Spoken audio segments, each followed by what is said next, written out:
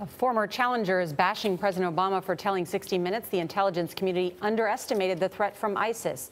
Republican Senator John McCain says intelligence experts did warn that an Islamic State would pose a threat if the U.S. pulled all of its troops out of Iraq. McCain lost to the president in the 2008 election. Meanwhile, the White House press secretary says the president was not trying to blame anyone.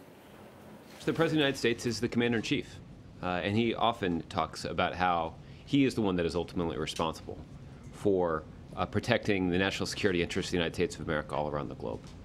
There's no question that he relies on important advice from leaders in our military, from leaders in our diplomatic corps, and from leaders in our intelligence community.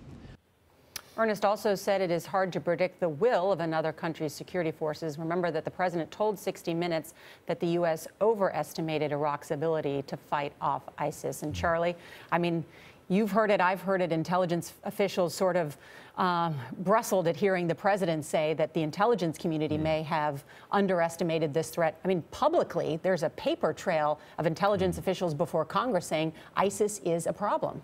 Starting in February.